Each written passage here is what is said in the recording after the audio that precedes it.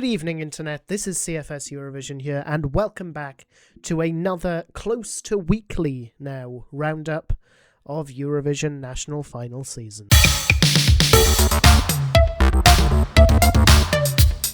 It is February now, so things are really hotting up, and today we have 4 shows to take a look at that all happened on the night of Saturday the 7th of February 2026. The first stop on this week's European tour is Ukraine, where the actual main show of Vidbir was held, in Kyiv, where, specifically, we are not allowed to know, presumably for security reasons.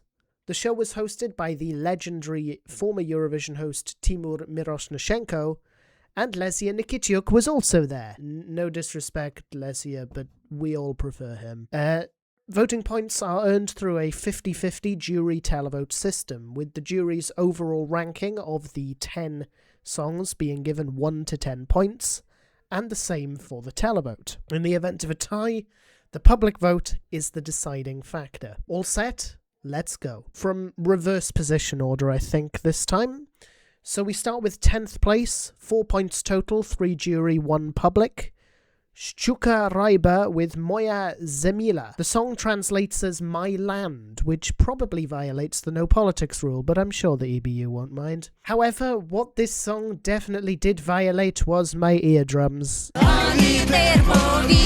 Ouch. I'm sure the vocals aren't supposed to sound like that. I do apologise, everyone.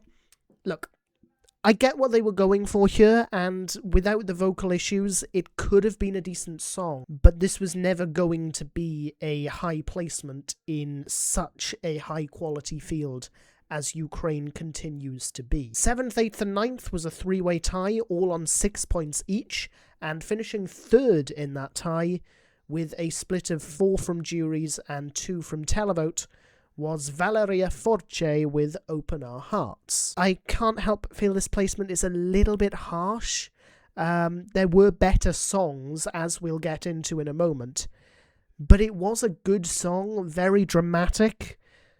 I'm not sure why she's been given an outfit where her head can now receive BBC Radio 2 or the Ukrainian equivalent, but there we are. I would have ranked this top 5 personally, but such is national finals. The middle of the tie, with a split of 2 from jury and 4 from public, was perhaps surprisingly Melody with Legends. Surprisingly, I say, in the sense that it would have been a surprise a few months ago before the songs were released. Generally, when you look at the list of acts here, Melody stands out as someone relatively known by the fandom.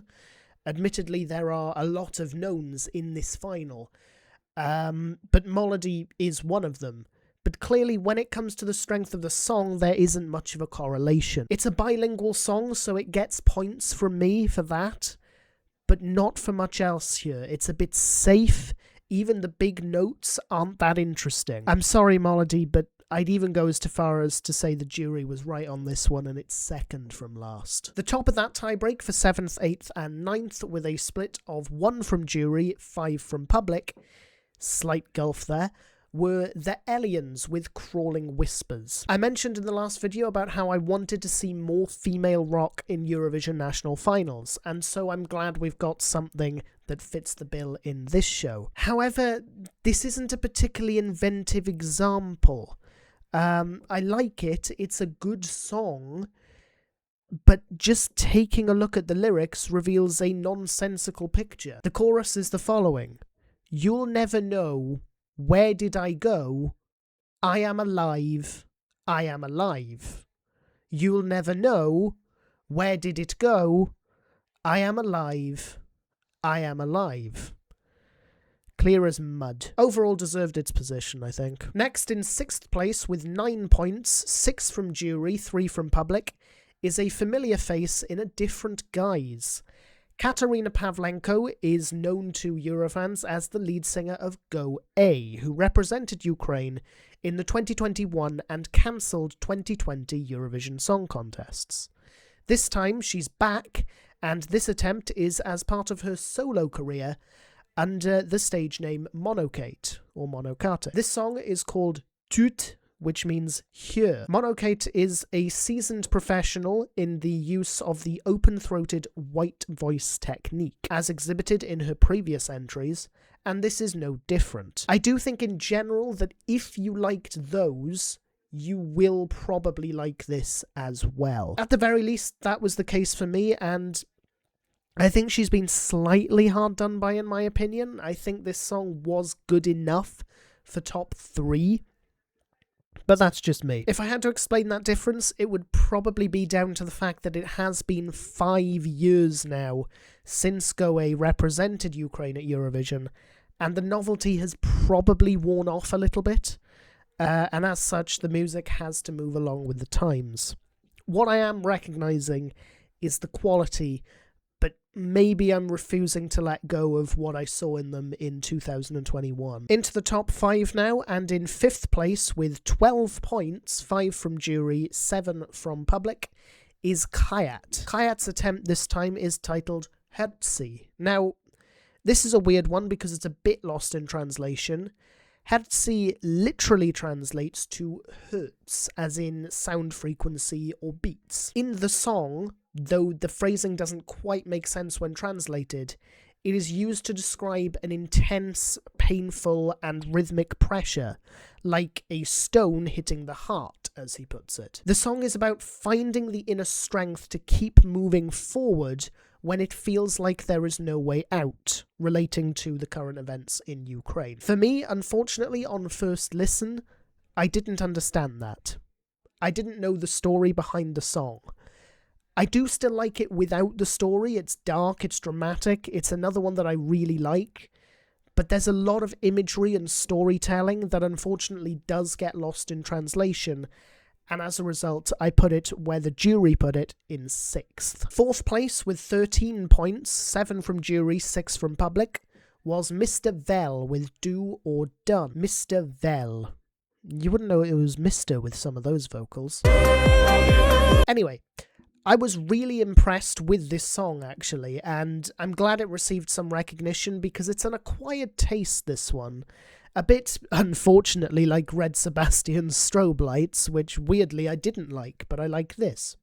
Odd, but there we are. I also think the transitions between segments of the song are really interesting, and I feel like where I've criticised others for sounding like multiple different songs, I feel like this isn't actually as disjointed as those. This is more together as a song, and combined with the vocals, it's a really good package. I would have actually ranked this 2nd because of that, but I can see why it didn't rank as high with the actual points. Into the top 3, and interestingly, the jury and the public both agreed on the top 3 in the exact same order. So 3rd place with 16 points, 8 each, is Jerry Heil with Catharticus. Jerry Heil has sent multiple entries to Vidbeer and was successful in 2024 alongside Alyona with the song Teresa and Maria, which came 3rd in the televote in Eurovision that year. And even in her other attempts, I and many others have consistently ranked her top. Catharticus means prayer in Ukrainian, by the way. I have to say, nothing's changed this time either. This goes top for me again. Jerry Heil is an absolute icon of the Vidbeer and Eurovision spheres, and she has absolutely smashed it out of the park again. Honestly, I implore you, go and listen to it on the Eurovision Ukraine official YouTube channel right now. It's amazing. She is amazing. Go, Jerry. Yes, okay, the juries and the public ranked it 3rd, which is still good, but not winning. I know, but still. 2nd place with 9 points each for a total of 18 was Lord with Lightkeeper. Now, if anyone was keeping track of the rankings I've made so far in this video, you will have noticed that my 8th place is still not filled. And sadly, this was it. I don't know what went wrong for me here, whether something just didn't click.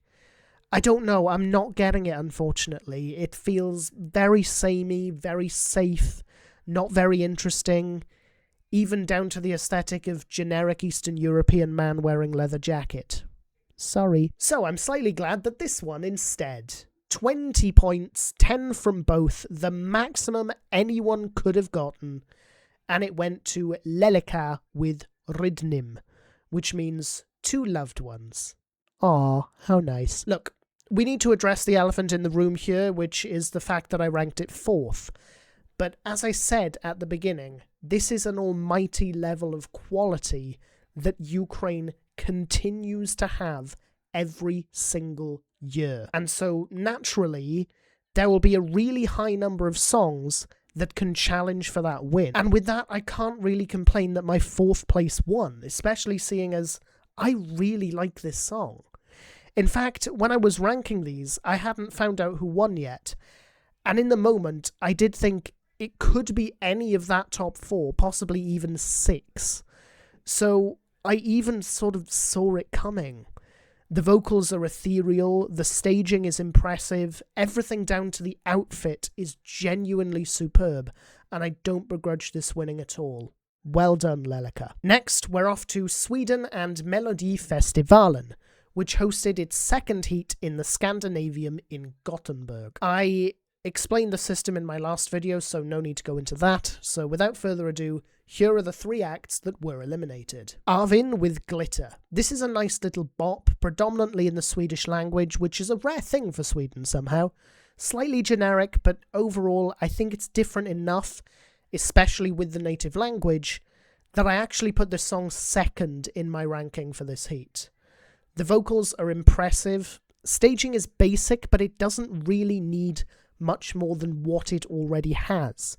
Maybe a bit static, could do with a little more movement for an upbeat song. But other than that, very good. So, a great song in Swedish. Which of course means it was last in its heat. Layla Adele with Oxygen. No idea why she's standing on the world's lowest diving board. Also not sure why she's dressed as a miniature version of the crowd with their lights there. Anyway, a generic boring ballad. Notable that Arvin won more votes among younger age groups, whereas this did better with the old. Kind of reflects the nature of the 2 songs. This is for the wine mums, as people call them. How do you do, fellow kids? I'm 22. I feel so much older than that sometimes. Anyway, yes, the voice is brilliant. Yes, she's very talented. No, that doesn't change the fact that the song is dull. And the final eliminated song was Clara Almström with, oh god, here we go, Dar hela världen vantar. I apologise to all Swedes. At this point, I also apologise to all vegetable Swedes as well as the people from Sweden. I know that pronunciation was that bad. Anyway, the English translation is Where the Whole World is Waiting. It's a nice little song. I could envisage hearing it on the radio. It's that kind of song. The riff on the last line of the chorus is nice and catchy. It gets extra points for being in Swedish. It is unfortunately a tad generic for me, and I'm not really sure what they're trying to get at with the staging. It doesn't make a whole lot of sense. Either it's a Smoky Mountain Paradise for a ballad, or you're dressing her up as a pop princess for a bop. I get that the song is kind of somewhere in the middle, but that doesn't mean both concepts will make sense in the staging when you combine them.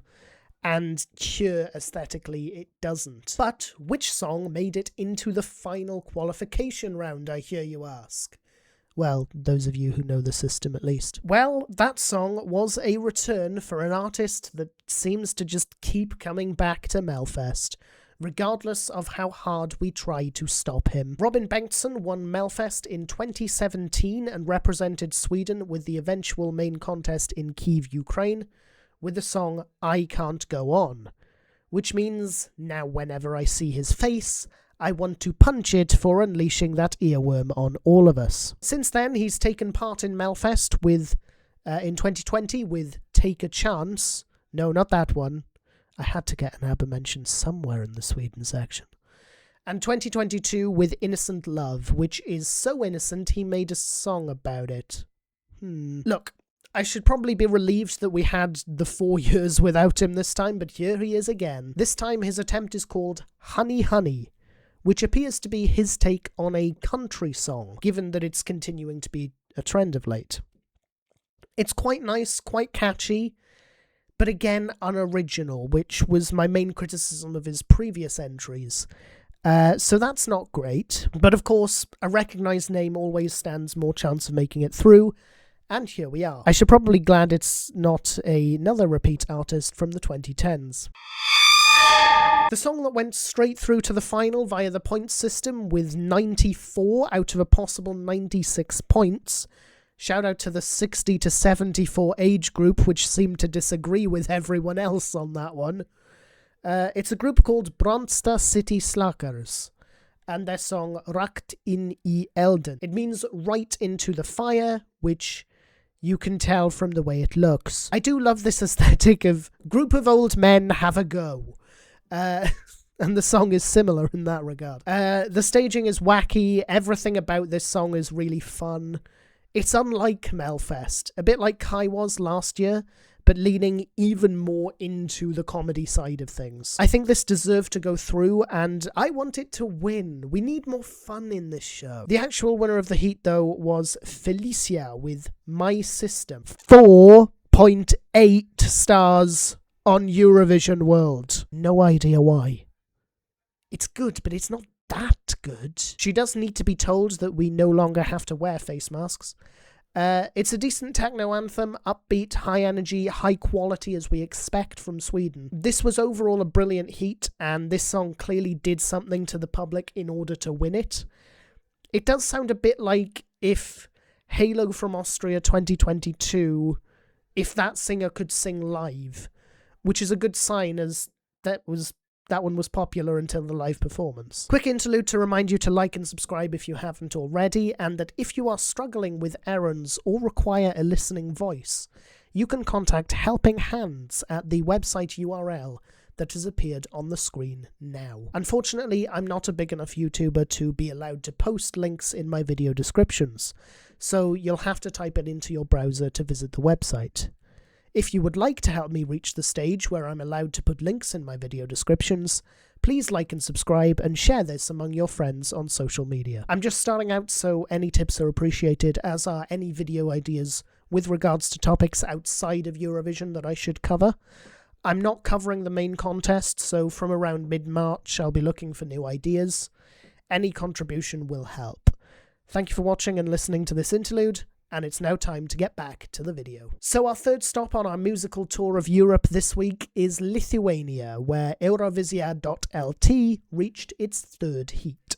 Here are the 5 songs that were eliminated. Agatha Ray with Gravity Lies. Why does she have a birdcage behind her? Anyway, a good upbeat pop song, slightly dark, very Lithuanian, the kind of thing that Lithuania tends to have in its national final, but not the kind of thing that tends to go anywhere.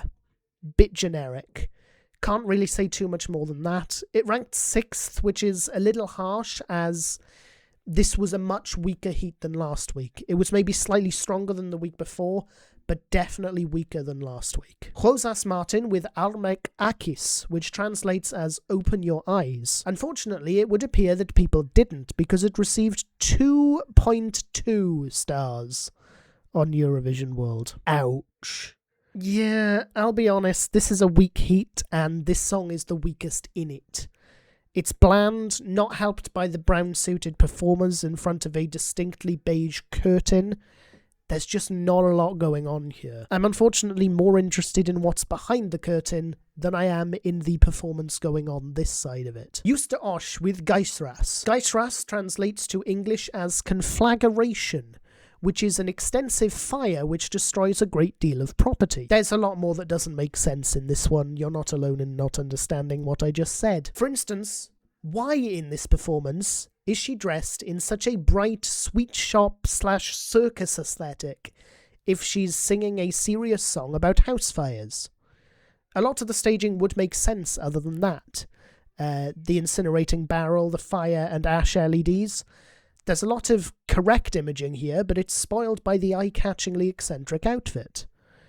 I'm saying so much about everything else because there isn't much to say about the song. Right, I know, elephant in the room, outfit change. Truth be told, it's a different day.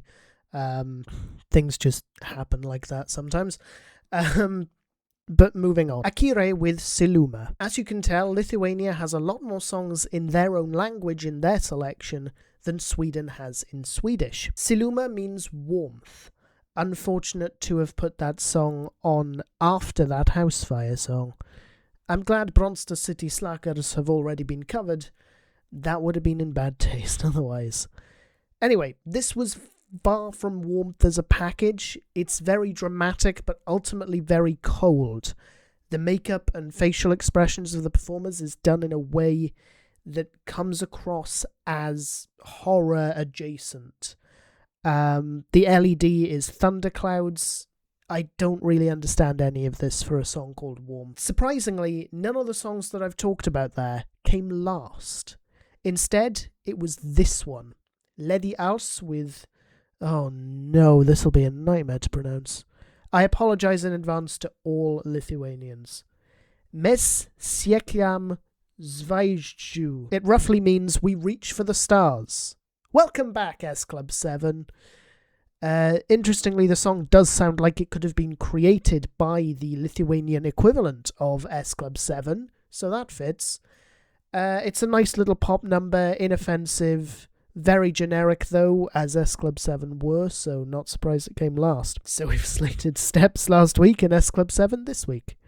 Liberty X must be worried for next week then. Anyway, the song that reached the wildcard round with 14 points, a tiebreaker situation with Justa Osh, but 6 from jury and 8 from public for the tiebreak win, was Arimas Papečkis Auri with Tu mano, which means you're mine.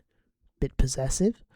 It's not bad, but the problem with it is that the ending is so much better than the rest of it. I was already mentally checked out of this one by the middle of the song because it's a bit of a nothing burger.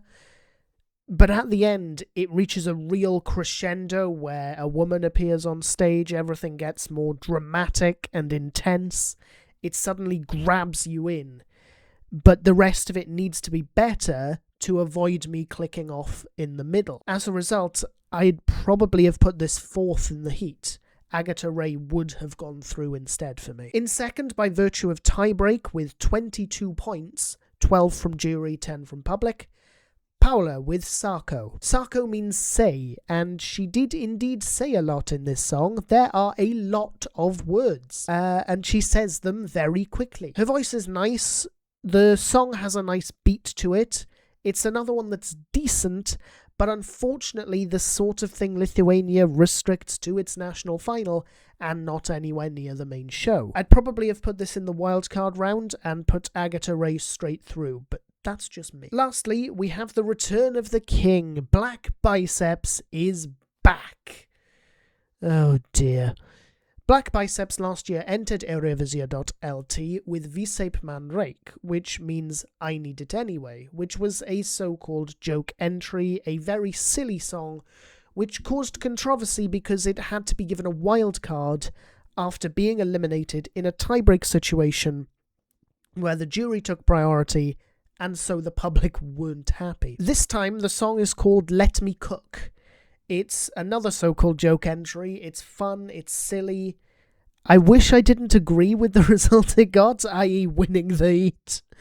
But I do. It deserved the win in the heat. It's better than any of the other songs here.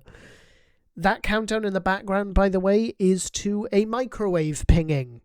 There are a lot of very cheesy food references, if you'll pardon the pun there. See, even I'm doing it now. And finally, to Latvia for the second semi-final of Supernova. The 7 songs that were eliminated this time are as follows. Jānis Rūgaiš with Smoke, complete with staging that looks like he's covering everything in order to paint the walls of his house. As for the song itself, it's alright. I didn't particularly want to start the show with such angst, but there we are. It relies on vocal talent, which he does in fact have, but I can't really say that it stands out when compared with some of the other songs in this semi-final. Paula with Dejot Vien. Dejot Vien means only dancing. It wouldn't be much of a vocal performance if it truly was only dancing, would it? Although, ironically, the other issue I have with this is that you can't dance to this song. This isn't really a dance track. It isn't upbeat enough. Couple that with being extremely forgettable, and you sadly have my last place in this semi-final. Edvards Strajdins with I Ain't Got the Guts. I have a feeling that the people voting on Eurovision World don't like country very much. 2.3 stars. It's a classic country song, another one that's trying to jump on the recent bandwagon and try and get that to the main contest, which didn't really happen last year when the trend was, fresh.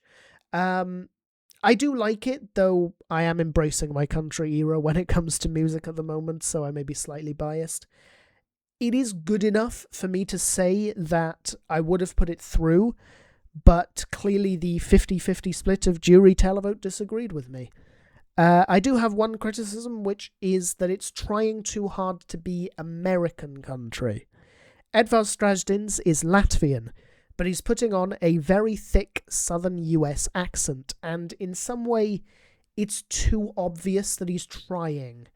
He needs to strip it back a bit. He can still put the accent on, but make it feel more natural. So overall, I'd have put it through, but in 5th. Christina Magaya with Insanity.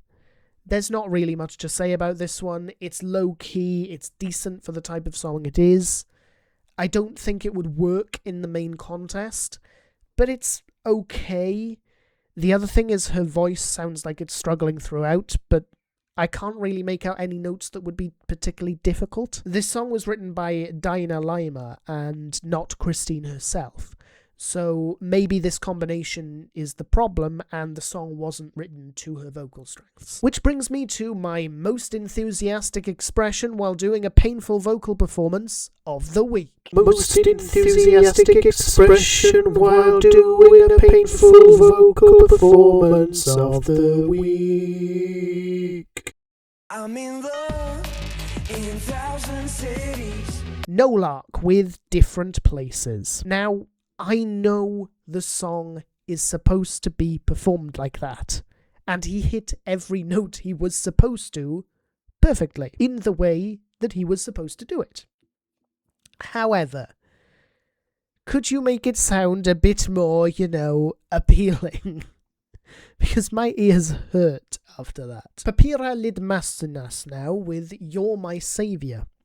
Surprisingly, none of those last two, despite the vocals, were rated particularly low on Eurovision World. This one is, though, 2.5 stars. Usually I can be found overrating rock, but is it overrating it if I'm putting it 6th out of 12? It might be. It was eliminated after all. But I still like it a little bit. I've remembered why I eliminated it now. Ow.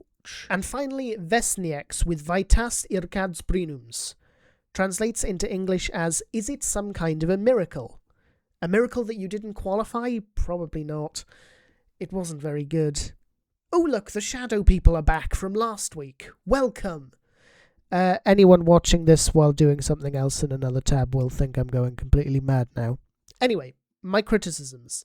None of the different elements really go well with each other. It's that classic man in leather jacket thing again. The Shadow People in the staging don't really make sense, whereas in other entries that have featured them, it has made sense. It's just not great. So those 7 songs were all eliminated, but 5 others went through. Let's take a look at those, and I promise they are better than the ones that were eliminated. Miks Galvanovskis with Cruel Angel. This is what I mean when I say I overrate rock. This is my second favourite in this semi-final. Everything about this song is just classic rock as well. The aesthetics, look at that moustache, the sparkling musical instruments, the background colours, the looks of the rest of the band, the vocals, everything is very rock, so of course I'm rating it highly. It deserves to go through. Lejtina with Ribbon. This was the favourite to win at one point. However, I have to say that of all the acts that went through, this was the one I ranked the lowest. I put Edvards Strajdins through instead of this. The vocals are okay, everything's a bit chaotic, there's not much order in this music, it doesn't help that the singer barely takes a breath, and it kind of sounds as if she's performing it having not known she was going to until about 5 minutes beforehand. Atvara with Ena. This is currently the favourite to win with the bookies. I think since then it may have won, because I'm recording this on the Monday after now, whereas when I wrote the script, it was the Friday before the final. But you seem to really like it on Eurovision World. 4.6 stars, remarkable. Ena means in the shadow. It's another ballad. It's not a bad ballad by any means, but a ballad is what it is. One thing that took away from this for me is it's staged in a way that's meant to be evocative. It's meant to be almost illusory. But this part broke the illusion. I'm showing you 2 images here. This first one is a close-up shot of the artist with the broken glass effects on the screen, and the second shot is from the next jump cut. We're now zoomed out, and yet the glass effect is still the same distance from the screen. I know that's nitpicky, but it is an inconsistency that I feel the need to point out when I spot it. Chrissy with Take It. This one is quite heavy. There's quite a lot going on. One could call it slightly disjointed, but I actually quite like it. It's almost hypnotic in its nature. It's a lot more pop than this, but it does remind me a little bit of Sudden Lights from Latvia in 2023, in the way that it creates a wall of sound, but in a way that isn't immediately off-putting. This one goes 3rd in my ranking. Which brings me to my favourite of the semi-final, and the recipient of my strangest song title of the week. Strangest song title of the week. Ravin' at the Taj Mahal by Robert Ox. Those of you who read the title were confused about where the last part came from for a moment. Well, here we are. Ravin' at the Taj Mahal is a rap song, sort of. Basically, the best way to describe it is for you to listen to it yourself, which you can do on the Supernova YouTube channel. I like it. It's fun without being entirely unserious. It's coherent as a package as well as a so-called joke entry. I wouldn't have minded if this won Supernova. Oh dear. So that is it. We've spent as long as it took us last week to talk about 7 shows to talk about 4 this week. If by some miracle you are still here, please give the video a like, share, comment and subscribe. Can we get to the point where I can put links in the description? Probably not, but you never know. I'll see you in the next one. Goodbye.